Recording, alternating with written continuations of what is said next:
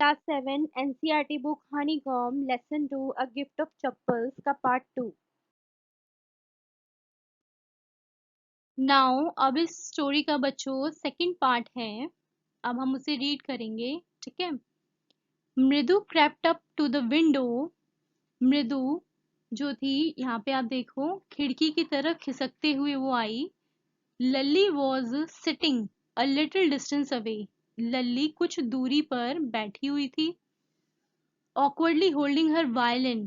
उसने अजीब तरीके से अपना वायलिन पकड़ा हुआ था। and bowstring her elbows jutting out and her eyes glazed with concentration। अब इस पिक्चर में आप देखो बच्चों, लल्ली ने जिस तरीके से अपना वायलिन पकड़ा हुआ है। सबसे पहले तो बॉ स्ट्रिंग क्या होती है? वायलिन के संग जो ये स्टिक होती है ना, जिसे मूव करके हम वायलिन को प्ले करते हैं, इसको कहते हैं बॉ स्ट्रिंग। ठीक है। उसने ये पकड़ी हुई थी और उसकी जो एल्बो थी, एल्बो किसे कहते हैं? कोहनी को। वो नीचे बाहर की तरफ निकली हुई थी और नीचे की तरफ झुकी हुई थी। ठीक है, जो कि उसने गलत तरीके से पकड़ा हुआ था। फिर और उसकी आंखों में एक चमक थी और वो बहुत ध्यान से कॉन्सेंट्रेट कर रही थी। In front of her with most of his back to the window was the bony figure of the music master. अब उसके सामने कौन बैठा हुआ था? Music master. मतलब जो म्यूजिक मास्टर थे वो बहुत पतले दुबले से थे। बोनी फिगर किसे कहते हैं? पतले दुबले से। He had a mostly bald hat with a fringe of oiled black hair falling around his ears and an old-fashioned tuft। अब उसके यहाँ पर बच्चों जो इनके म्यूजिक मास्टर है ना, उनके बारे में एक्सप्लेन किया गया है, उनकी पर्सनैलिटी को एक्सप्लेन करा है यहाँ पर कि जो म्यूजिक मास्टर थे उनके सिर पे बाल नहीं थे। बाल बाल्ड हेड मीन्स उनके यहाँ पे आप देखो जो हेयर है सेंटर में बाल नहीं थे और उनके कानों की तरफ जो काले बाल थे वो लच्छेदार थे और उन्होंने उनको क्या किया हुआ था? टाई किया हुआ था, मतलब बांधा हुआ था, है ना। एक चोटी जैसे बना रखी थी उसकी। A gold chain gleamed around his leathery neck. उनकी चमड़े जैसी गर्दन में सोने की चेन चमक रही थी। And diamond ring glittered on his hand. और उनके हाथ में, उंगली में उनकी हीरे की अंगूठी चमक रही थी। As it glided up and down the stem of the violin. मतलब जब वो उस वायलिन की जब उस वायलिन को वो अप एंड डाउन करके जब वायलिन बजाते हैं तो हम अपना हाथ मूव करते हैं, है ना, अप एंड डाउन। तो जब जैसे ही वो जैसे जैसे बजा रहे थे ना उसको, तो उनकी जो रिंग थी वो शाइन कर रही थी, चमक रही थी। A large foot stuck out from beneath his gold bordered veshti edge. अब क्या हुआ था कि उन्होंने क्या पहनी हुई थी? एक तो वेष्टी को क्या कहते हैं? यहाँ पे देखो आप क्या लिखा है, धोती। इन तमिल, तमिल में धोती को क्या कहते हैं? वेष्टी। उन्होंने वेष्टी पहनी हुई थी जिसका सुनहरे रंग का चौड़ा सा बॉर्डर था। सुनहरा मीन्स गोल्ड कलर का, गोल्डन रंग का चौड़ा बॉर्डर था। ठीक है। और and he was beating time and he was beating time on the floor with scrawny big toe. अब उन्होंने अपना पतला दुबला सा पैर यहाँ पे देखो ये बाहर निकाला हुआ था और उसको वो क्या कर रहे थे? बीट कर रहे थे। मतलब फ्लोर पे, जमीन पर उसको बाहर निकाल के थाप दे रहे थे, यानी ताल दे रहे थे उससे। ठीक है। He played a few notes. उन्होंने, जो म्यूजिक मास्टर थे, उन्होंने कुछ नोट्स बजाए, म्यूजिक के कुछ नोट्स प्ले करे। Lalli stumbled behind him on her violin. जब लल्ली ने भी बजाया, उनके जैसे बजाने की कोशिश करी, which looked quite helpless and unhappy in her hands. अब लल्ली जब भी बजाती थी बेचारी, वो कोशिश तो बहुत करती थी कि वो अच्छे से बजाए उस वायलिन को, लेकिन वो ऐसा बेचारी कर नहीं पाती थी। वो जब भी बजाती थी हमेशा ही बहुत ही वियर्ड साउंड आता था, है ना, बहुत ही बेकार सा साउंड आता था। तो बेचारा जो वायलिन था ना, कभी कभी ऐसा लगता है ना जैसे बच्चों के, हम कोई चीज सही नहीं करते हैं तो हमारे हाथ में या चीज हमारे हाथ में जो भी चीज होती है वो बेचारी है वो भी सोचती है कि हाय राम मैं किसके हाथ में आ गया। तो यहाँ पे वही बताया गया उसी तरीके से कि वो जब भी बजाती थी तो बेचारा वायलिन भी सोचता होगा कि हाय राम मैं किसके हाथ में आ गया हूँ। What a difference! The music master's notes seemed to float up and settle perfectly into the invisible tracks of the melody. It was like the wheels of a train fitting smoothly into the rails and whizzing along as Ravi said.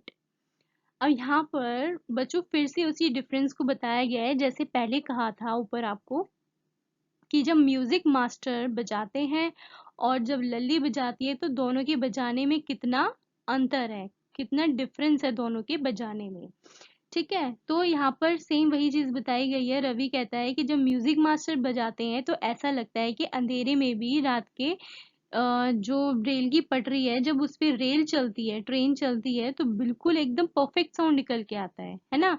तो लगता है कि जैसे music master बजा रहे, लेकिन जब लल्ली बजाती है तो ऐसा लगता है कि वो पटरी से बिल्कुल उतर गई है, बिल्कुल बेसुराई बजाती है। ठीक है। मृदु stared at that huge bee-ringed hand moving effortlessly up the violin stem making lovely music। अब बी रिंग्ड किसे कहते हैं? The music master is bearing a ring, मतलब हाथ बी रिंग्ड यानी कि उंगली होना, मतलब कि उनके हाथ में उनकी उंगली में जो रिंग थी उसे कह रही है, उसे वो स्टेट करती है, देखती है, कहती है कि जो म्यूजिक मास्टर है वो कितना एफर्टलेसली यानी बिना किसी मुश्किल के उस वायलिन को बजा रहे हैं और उसमें से कितना अच्छा म्यूजिक वो निकाल रहे हैं, कितना अच्छा म्यूजिक प्रोड्यूस कर रहे हैं, है ना। Squawk, there was Lalli derailing again. फिर से एक आवाज आती है स्क्वैक करके। अब क्या होता है कि लल्ली फिर से बजाने लगती है तो फिर से वो पटरी से उतर जाती है यानी बेसुरा बजाने लग जाती है। Amma, came a wail from the gate. अम्मो, अब तभी दरवाजे पर से आवाज आती है अम्मो। Ravi sent that beggar away, cried his mother from the back veranda, where she was chatting with Tapi. अब जो रुकुमणि थी, रवि की जो माँ थी, वो तापी से बात कर रही थी। चैटिंग का मतलब होता है बात करना। वेरांडा में बात कर रही थी तो वो वहीं से ही चिल्लाकर बोलती है कि रवि, इस भिखारी को यहाँ से भगाओ। He has been coming here every day for the past week, and it's time he found another house to beg from, Pati explained to Tapi. पाती तापी को बताती है कि ये भिखारी जो है वो पिछले एक हफ्ते से यहाँ पर आ रहा है और ये बिल्कुल सही समय है कि उसको भीख मांगने के लिए कोई और घर ढूंढ लेना चाहिए। Mridu and Meena allowed Ravi out. Mridu and Meena followed Ravi out. अब मृदु और मीना जो थी वो भी रवि के पीछे पीछे गई। The beggar was already in the garden making himself quite at home। अब बच्चों जो वेरांडा में कौन थी? तापी और उसकी रुकुमण रवि की माँ रुकुमणि, है ना। तो घर में वो जो भिखारी था वो ऑलरेडी एंटर कर चुका था घर में, इन द सेंस के जो मेन गेट था उनका, गेट के अंदर आते ही जो एक आंगन जैसे होता है ना, वहां पर वो एंटर कर चुका था। और उसको भिखारी को जैसे कि वो एक हफ्ते से वहां पर भीख मांगने के लिए आ रहा था, है ना। तो मतलब वो एक तरह से ना कंफर्टेबल हो गया था, तो वो ऑलरेडी घर के अंदर आ गया था और उसको वहां पे आके कैसा लगता था, बिल्कुल थोड़ा ना एक शांति सी मिलती थी जैसे घर में होती है ना, उस तरीके से। He had spread his upper cloth under the Neem tree. अब उसने अपने ऊपर जो कपड़ा ओढ़ा हुआ था, जो गमछा ओढ़ा हुआ था, वो उसने उतारा और पेड़ के नीचे, नीम के पेड़ के नीचे बिछा करके उस पे बैठ गया and was leaning against its trunk, apparently prepared to take a little snooze while he waited for the arms to appear। अब उसने सोचा कि जब तक, और वो टेक लगा करके नीम के पेड़ से बैठ गया था, है ना। फिर वो बैठे बैठे सोचने लगा कि क्यों ना मैं थोड़ी सी एक झपकी ले लूं। स्नूज का मतलब एक छोटी सी नींद लेना, ठीक है। तो उसने सोचा क्यों ना मैं एक छोटी सी नींद ले लूं, जब तक के लिए वो खाने पीने के लिए मेरे को कुछ लाते नहीं है। आर्म्स का मतलब होता है एक तरीके की हेल्प, खाने की या फिर पैसों की, ठीक है, जो कि वो उसको मिल रही थी एक हफ्ते से। Go away, said Ravi sternly. Ravi ने उसको गुस्से में सख्ती से कहा, यहाँ से जाओ। My party says it's time you found another house to beg from. Ravi ने, जैसा कि उसकी पाती ने कहा था, उसने वो बिल्कुल वैसे ही रिपीट कर दिया। उसने कहा कि मेरी पाती ने कहा है कि अब तुम यहाँ से जाओ, ये सही समय है कि तुम्हें कोई और घर ढूंढ लेना चाहिए भीख मांगने के लिए। The beggar open his eyes very wide. जो भिखारी था उसने अपनी आंखें बड़ी करके थोड़ी खोली, and gazed at each of the children one by one. और उसने एक चमक भरी आंखों से बच्चों को एक एक करके देखा। The ladies of this house, he said, उसने कहा, इस घर की औरतें, at last, in a voice choked with feeling, are very kind souls. उसने मतलब चोक्ड का मतलब क्या होता है बच्चों? जैसे आप रोने की उसमें होते हो, रोने वाली फीलिंग में, है ना, या फिर जब आपको बहुत बुरा सा लगता है तो आपका गला बैठ जाता है ना, थोड़ी भर्राई हुई सी आवाज निकलती है ना। तो सैड फीलिंग में उसने बोला कि इस घर की औरतें वो तो बहुत ही ज्यादा दयालु हैं, वो ऐसा कैसे कह सकती हैं? I have kept my body and soul together on there generosity for a whole week.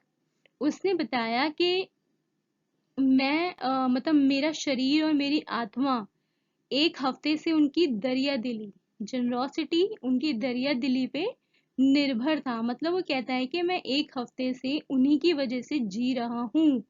I can not believe that they would turn me away.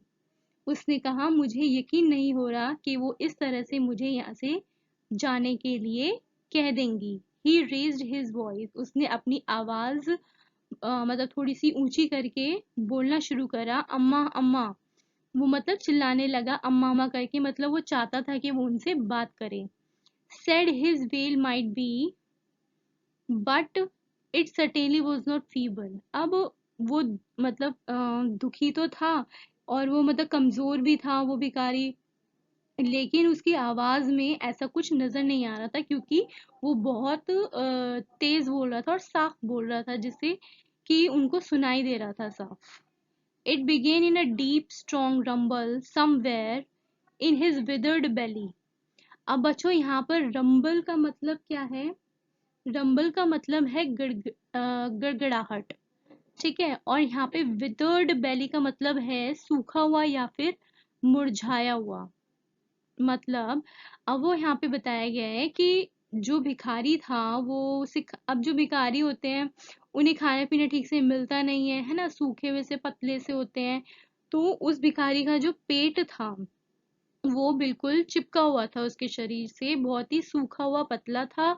तो बच्चों को ऐसा लग रहा था कि वहां से जब वो बोल रहा था ना तो वहां पे गड़गड़ाहट सी हो रही थी उसके पेट में, ठीक है, गड़गड़ सा कर रहा था उसके पेट में, और ऐसा लग रहा था कि वो बिल्कुल एकदम अंदर से उसकी आवाज निकल के उसके मुंह से बाहर आ रही है। And came booming out his mouth. ऐसा लग रहा था कि वो बिल्कुल अंदर से उसके मुंह से आ रही है आवाज, मतलब कि उसके पेट से होती हुई उसके मुंह से फिर बाहर आ रही है। With its few remaining teeth stain brown with betel chewing. अब जब वो बोल रहा था, आवाज लगा रहा था भिखारी, तो बच्चे देखते हैं कि उसके जो दांत थे, उस भिखारी के जो दांत थे वो पान खाने की वजह से कैसे हो गए थे? भूरे से हो गए थे, है ना, लाइनिंग सी उसमें बन गई थी, मतलब पीले पीले से हो रहे थे। Ravi, tell him there is nothing left in the kitchen called Rukumani. Rukumani ने कहा, रवि, उससे कहो कि रसोई में खाने के लिए कुछ भी नहीं बचा है। And he is not to come again, tell him that. उसने कहा कि उसे जाकर कहो अब यहाँ दोबारा कभी वापस ना आए। She sounded fed up. वो फेड अप मीन्स परेशान, जो रुकुमणि थी वो बिल्कुल परेशान हो गई थी, क्योंकि वो भिखारी एक तो आवाज लगा रहा था, है ना, तो वो उसको थोड़ी चिढ़ हो रही थी कि वो बार बार बोले जा रहा है। रुकुमणि इसीलिए बहुत परेशान सी साउंड कर रही थी। Ravi did not have to repeat it all to the beggar। इस बार रवि ने ये सारी बातें जाकर उस भिखारी को नहीं कही। What his mother said had been easy for them all to hear there under the neem tree। अब उसने जाकर के रिपीट क्यों नहीं करा उस भिखारी को, क्योंकि जैसा कि मैंने आपको बताया कि उस वेरांडा और जहाँ पर वो नीम का पेड़ था उसमें इतना ज़्यादा डिस्टेंस नहीं था, है ना। और ऊपर से जो रुकुमणि थी वो थोड़ा लाउड वॉइस में बोल रही थी, थोड़ा चिल्ला के बोल रही थी कि उस भिखारी को यहाँ से जाने के लिए कह दो। तो उस भिखारी के लिए सुनना ये सब बहुत आसान था, वो आसानी से उसको सुन सकता था, तो इसीलिए उसने कुछ भी रिपीट नहीं करा। The beggar set up and sighed। अब जो भिखारी था वो उठा और उसने बहुत ही मतलब दर्द भरी उसमें साउंड में कहा, I will go he said barely. उसने बहुत ही दुख से कहा, मैं यहाँ से चला जाऊंगा, मैं यहाँ से चला जाऊंगा। Only let me have a rest here under this tree. उसने कहा बस थोड़े टाइम के लिए मुझे इस पेड़ के नीचे आराम करने दो। The sun is so hot. जो सूरज की गर्मी है वो बहुत ज्यादा है। द तार द तार has melted on the road. जो बच्चों यहाँ पे तार है ना, जिससे रोड बनता है उसे कहते हैं, ठीक है, तारकोल। तो वो कहता है कि जो तारकोल है वो रोड पर पूरा मेल्ट हो गया है, मतलब पिघल गया है वो पूरा। My feet are already blistered. उसने कहा और मेरे पैर पूरे के पूरे जल गए हैं। ब्लिस्टर्ड मीन्स छाले पड़ना, ठीक है, छाले या फिर फफोले। उसने कहा मेरे पैर बिल्कुल जल गए हैं और जलने की वजह से वो उसमें पूरे छाले पड़ गए हैं। He stretched out his feet to show large pink peeling blisters on the soles of his bare feet। वो अपने पैरों को आगे करके दिखाता है भिखारी कि किस तरीके से उसके पैरों में छाले पड़े हुए हैं, ठीक है। I suppose he doesn't have the money to buy chappals. मृदु whispered to मीना रवि। अब जो मृदु थी वो मीना और रवि से फुसफुसाकर कहती है, विस्पर्ड का मतलब होता है फुसफुसाना। क्या धीरे से उनसे कहती है कि शायद इनके पास पैसे नहीं है चप्पल खरीदने के लिए। Have you got an old pair in the house somewhere. अब वो भिखारी कहता है कि क्या तुम्हारे पास घर में कहीं पुराने एक जोड़ी चप्पल पड़ी है। I don't know said Ravi. Ravi ने कहा कि मुझे नहीं पता। Mine are too small to fit his feet or I would have given them to him. उसने कहा कि मेरी तो बहुत छोटी हैं, वरना अगर इन्हें सही आती तो मैं इन्हें जरूर दे देता। And his feet were larger than Mridu's and Meena's. अब मृदु और मीना से भी इनके मतलब जो भिखारी का जो पैर है वो मृदु और मीना से भी ज्यादा बड़ा है। इसका मतलब उन दोनों की चप्पलें भी उसको नहीं आएंगी। The beggar was shaking out his upper cloth and tightening his dhoti.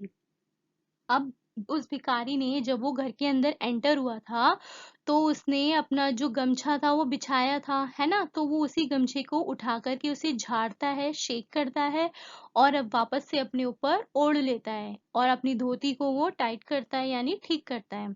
He raised his eyes and looked fearfully at the road gleaming in the afternoon heat।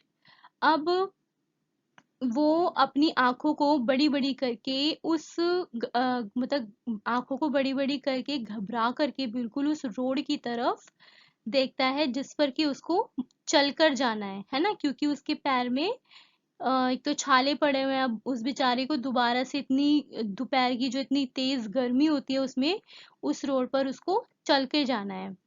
He needs something on his feet Meena said. Meena ने कहा उन्हें पैर में कुछ पहनने की जरूरत है। Her big eyes filling, it's not fair. उसकी आंखों में ये देख करके उसको दया आ गई और उसकी आंखों में आंसू आ गए। उसको बिल्कुल भी अच्छा नहीं लग रहा था उस भिखारी को देख के, तो वो रो पड़ी और उसने कहा ये बिल्कुल सही नहीं है। सेड रवि। रवि ने कहा I am thinking about it. मैं इस बारे में कुछ सोच रहा हूँ। blubbering, it's not fair, isn't going to help. अब ब्लबरिंग का मतलब क्या होता है? बड़बड़ाना, ठीक है। वो अपने आप में, जो रवि था, बड़बड़ा रहा था और अब कह रहा था कि ये बिल्कुल सही नहीं है, ये बिल्कुल भी सही नहीं है, उन्हें मदद की जरूरत है। इन 2 minutes he will be frying his feet on the road. उसने कहा कि वो 2 मिनट के अंदर उस रोड पर अपने पैरों को रख देंगे, है ना, जलने के लिए। मत क्योंकि ऑलरेडी उनके पैरों में इतने छाले पड़े हुए थे, इतनी बुरी हालत हो रखी थी, वो फिर से उस पे चल के जाएंगे तो और ज्यादा उनकी हालत खराब हो जाएगी, है ना। What he needs is a pair of chappals. उसने कहा उन्हें किसकी जरूरत है? एक जोड़ी चप्पल की। So where do we get them, हम उन्हें ये कैसे दे सकते हैं? Come let's search the house. उसने कहा कि चलो हम घर में ढूंढते हैं। He pushed Mridu and Meena into the house. उसने मीना और मृदु को घर के अंदर पुश करा। Just as she stepped into the veranda, Mridu's eyes fell on the odd-looking chappals she had noticed when she arrived. जैसे ही वो घर के अंदर कदम रखने वाली थी, तो वेरांडा में उसने, जब वो घर के अंदर आई थी, है ना, इस घर के, तो उसने क्या देखा था कि एक काली सी चप्पल पड़ी हुई है, एक जोड़ी, है ना, जो बहुत ही ओल्ड सी है, पुरानी सी है, गंदी सी हो रही है। तो वो उन्हीं चप्पलों को दोबारा से देखने लगी। और Ravi, she whispered to him, whose are those. उसने रवि से फुसफुसाकर कहा धीरे से, ये किसकी हैं? Ravi turn and glanced at the shabby looking. अब रवि ने मुड़ के एक नजर उसके ऊपर डाली, बट स्टर्डी ओल्ड स्लीपर्स। अब जब रवि ने उसके ऊपर चप्पलों को देखा, तो उसने सोचा कि ये पुरानी तो है, गंदी सी और पुरानी सी तो है, लेकिन स्टर्डी है, मीन्स हार्ड है, मतलब इतनी आसानी से, मतलब मजबूत है, इतनी आसानी से वो टूटेंगी नहीं। ही बीम्ड एंड नॉडेड। बीम्ड का मतलब क्या होता है? मुस्कुराना। नॉडेड, सिर हिलाना। वो मुस्कुराया और अपना सिर हिलाने लगा। These are just the right size, he said picking them up. उसने उन चप्पलों को उठाया और कहा कि ये बिल्कुल सही साइज है। मृदु and Meena followed him nervously back into the garden. मृदु और मीना घबराई हुई थी और वो रवि के पीछे पीछे घबराते हुए वापस उस गार्डन में जाने लगी। Here, said Ravi to the beggar, dropping the slippers in front of the old man. Ravi ने उन चप्पलों को उस भिखारी के सामने रखते हुए कहा, ये लो, wear these and don't come back. उसने कहा, ये लो, इन्हें पहन लो और फिर दोबारा यहाँ कभी मत आना।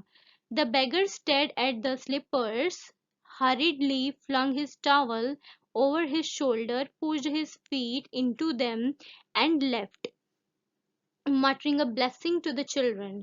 अब जब उस भिखारी ने उन चप्पलों को देखा, तो उसने फटाफट से अपने उस गमछे को अपने कंधे पर डाला and pushed his feet into them. उसमें चप्पलों में अपना पैर घुसा करके उन्हें पहन लिया और जल्दी से जल्दी हो जितना हो सकता था वो वहां से चला गया। और वो जल्दी से इसलिए चला गया बच्चों वहां से, क्योंकि उसको ये डर था कि कहीं ऐसा ना हो कि घर के जो बड़े हैं, वो अगर उन्हें पता चला कि उसको चप्पल दी गई है, उन बच्चों ने चप्पल दी है, तो शायद वो उस चप्पल को भी नहीं देने देते, वो वापस ले लेते। तो इसलिए डर था कि कहीं उसके हाथ से वो चप्पल भी ना चली जाए। तो इसीलिए उसने बच्चों को आशीर्वाद देते हुए वो वहां से चला गया। In a minute he had vanished around the corner of the street. अब जो भिखारी था, इतना जल्दी, थोड़ी सी ही देर में, कुछ ही मिनटों में वो गली के कॉर्नर से गायब हो गया। The music master came out of the house and took an unappreciative look at the three of them sitting quietly under the tree playing marbles. अब जो म्यूजिक मास्टर थे वो जाने लगे, तो वो जब घर के बाहर आए तो उन्होंने उन तीनों बच्चों को बहुत ही अलग तरीके से, मतलब बिल्कुल ही बेकार तरीके से उनको देखा। ठीक है, गलत तरीके से, मतलब उनको देखा कि हाँ, ये कैसे बच्चे हैं जो पेड़ के नीचे इस टाइम पे क्या खेल रहे हैं? प्लेइंग मार्बल्स, कंचे खेल रहे हैं। ठीक है, तो उनको मतलब बिल्कुल भी अच्छा नहीं लगा था उन्हें देख करके। Then he searched for his chappals in the veranda where he had put them. वो देख फिर उसके बाद वो अपनी वेरांडा में चप्पल सर्च करने लगे, चप्पल ढूंढने लगे कि कहाँ पर उन्होंने वो रखी थी। Lalli he called after a few moments. जब वो चप्पल उनको नहीं मिली तो उन्होंने कुछ ही मिनटों में लल्ली को आवाज लगाई, Lalli. She hurried up to him. Lalli दौड़ी दौड़ी आई। Have you seen my chappals my dear. फिर वो लल्ली से कहते हैं कि तुमने मेरी चप्पल देखी है। I remember having kept them here. उसने कहा, लल्ली ने, कि मैंने तो यहीं रखी थी, मुझे अच्छे से याद है। रवि, मृदु एंड मीना साइलेंटली वॉच्ड लल्ली। अब लल्ली जो रवि, मृदु और मीना थे, वो बहुत ही शांत और चुपचाप होकर के लल्ली को देख रहे थे। And the music master search every corner of the veranda. अब जो म्यूजिक मास्टर थे वो वेरांडा, मतलब वेरांडा को, पूरे कोने कोने को वेरांडा के खोजने लगे कि उनकी चप्पल कहाँ है। He scurried around, looking over the railing and crouching near the flower pots to look between them. अब स्कर्ट का मतलब क्या होता है, इधर उधर। अब वो पूरे वेरांडा में इधर उधर अपनी चप्पल ढूंढने लगे। रेलिंग मीन्स जो जंगला होता है ना, उसे कहते हैं। जंगले के आसपास और जो गमले रखे हुए थे, झुक करके उनके बीच में भी वो देखने लगे। Brand new they were. I went all the way to Mount Road to buy them, he went on saying. वो ढूंढते ढूंढते कहने लगे, वो एकदम ब्रांड न्यू थी, वो एकदम नई चप्पल थी, तुम्हें पता है, और मैं उसको माउंट रोड से खरीद कर लाया था। They cost a whole month fees.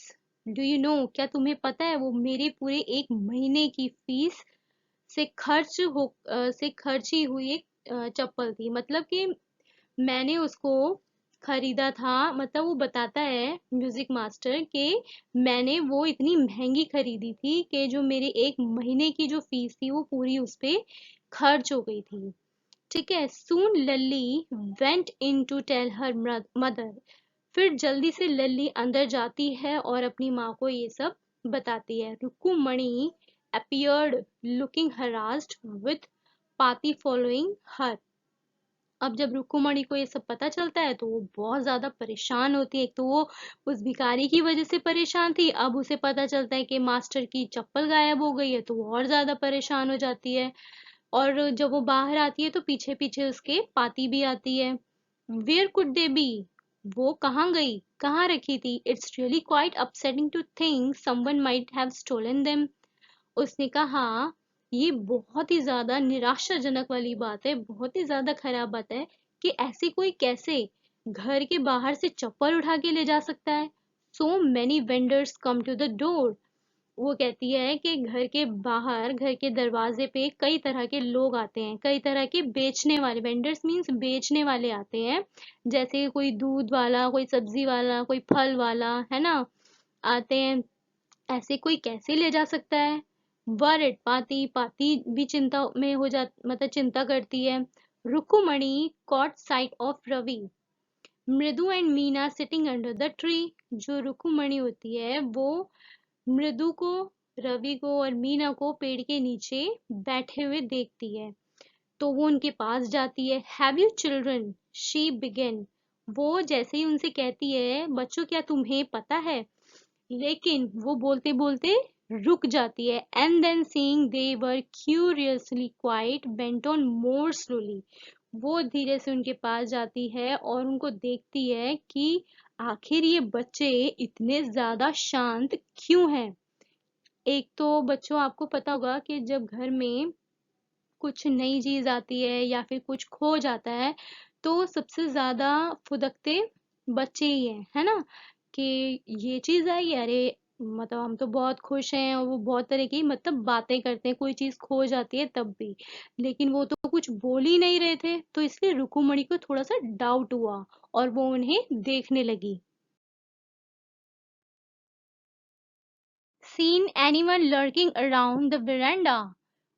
रुकुमणि ने कहा, क्या तुमने किसी को चुपके से वरांडा में आते हुए देखा है। लर्किंग मीन्स चुपके से। फिर वो उनसे पूछती है बड़े आराम से, क्या तुमने किसी को चुपके से आते हुए वरांडा में देखा है?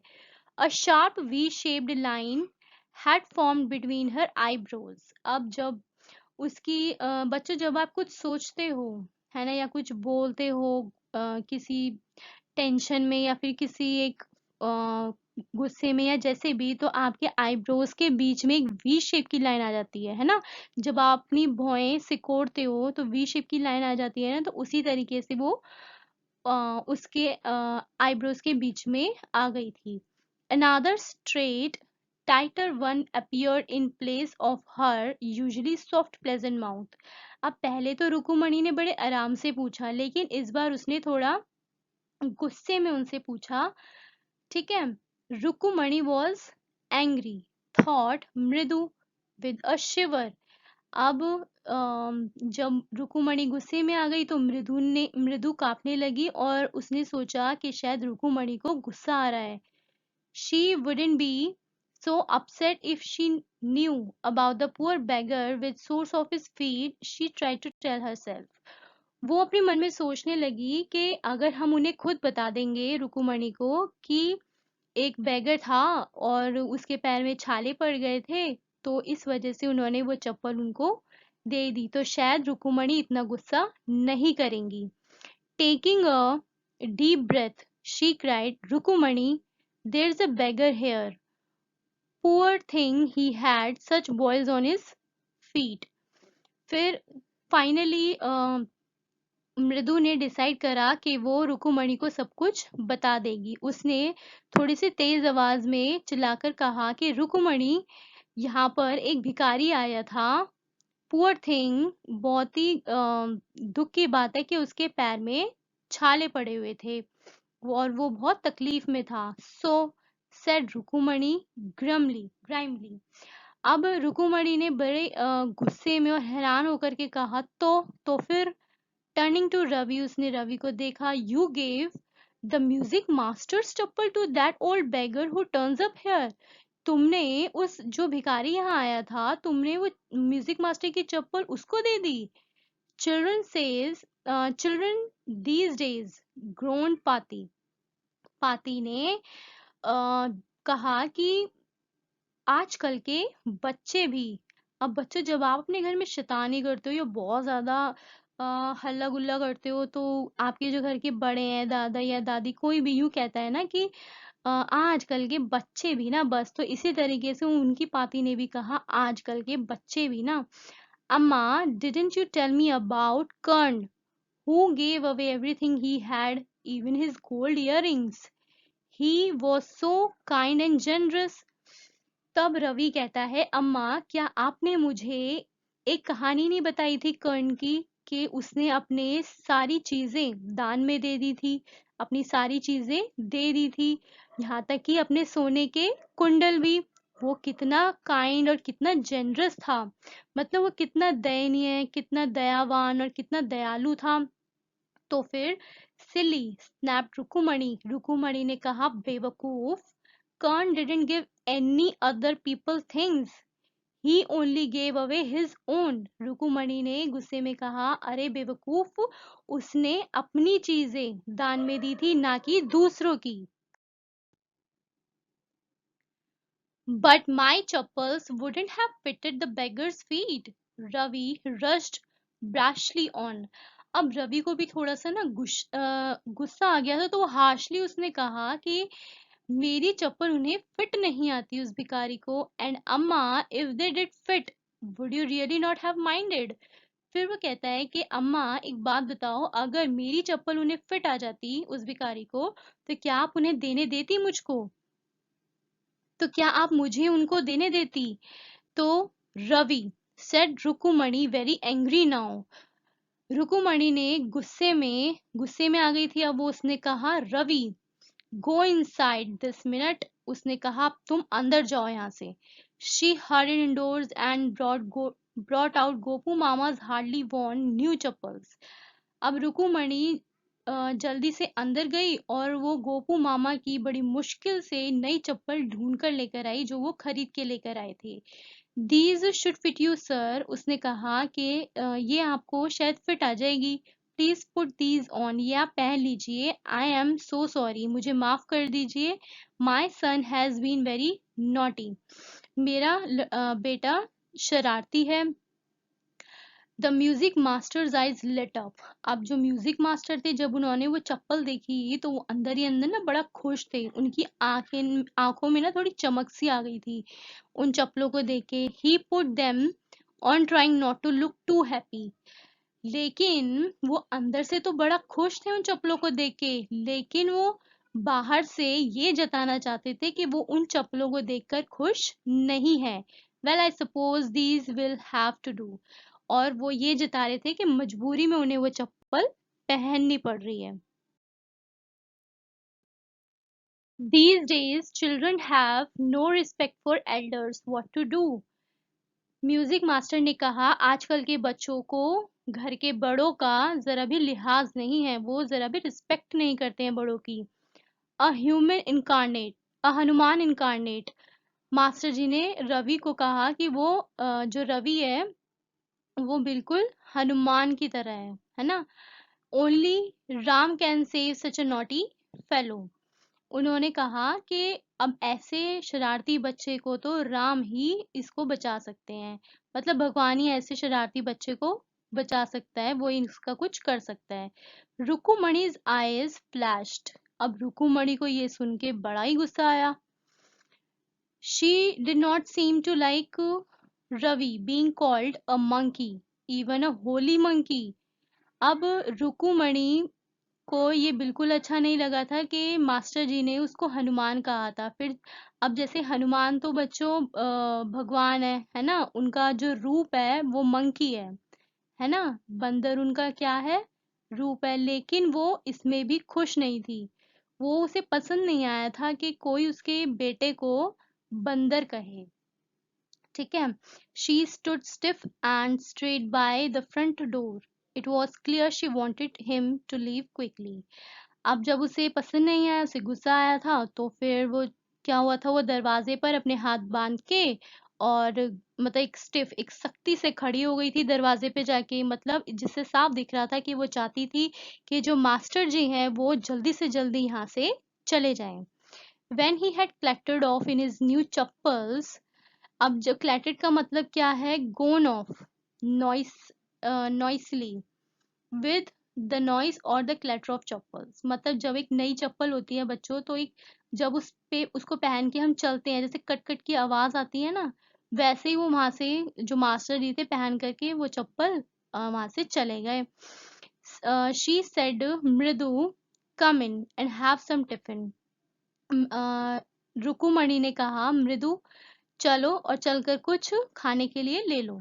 Honestly how do you children think of such things, उसने कहा कि सच में तुम बच्चे भी ना ये सब कैसे सोच लेते हो। Thank god your Gopu Mama doesn't wear his chappals to work, Rukumani ने कहा शुक्र है भगवान का कि तुम्हारे गोपू मामा ये चप्पल जो है वो ऑफिस पहन के नहीं जाते हैं। As she walked towards the kitchen with Mridu and Meena, she suddenly began to laugh. जब वो रसोई की तरफ जा रही थी मृदु और मीना के साथ, तो वो सडनली क्या हो गया, उन दोनों को हंसी आ गई, मृदु और मीना को सडनली अचानक से हंसी आ गई। बट और उसको वो हंसी क्यों आई थी, और क्योंकि वो बता रही थी but you always in such a hurry to throw off his shoes, लेकिन वो जब भी ऑफिस से आते हैं तो उन्हें बड़ी जल्दी होती है अपने जूते और जुराब उतारने की, and get into his chappals as soon as he comes home, और जब उतारने के बाद वो जल्दी से जल्दी अपनी उन चप्पलों को सबसे पहले वही पहनते हैं, क्योंकि उन्हें वो कंफर्टेबल लगती है इसीलिए। What's your mama going to say this evening, वो कहती है कि अब तुम्हारी मामा आज शाम क्या कहेंगे जब वो ऑफिस से आएंगे, जब मैं उन्हें बताऊंगी I tell him I gave his chappals to the music master, कि मैंने उनकी जो चप्पल है वो म्यूजिक मास्टर को दे दी है। ठीक है, वो इस बारे में सोचने लगी थी। तो यहाँ पे बच्चों हमारी ये स्टोरी फिनिश होती है। ठीक है, and the writer of this story is Vasant Surya.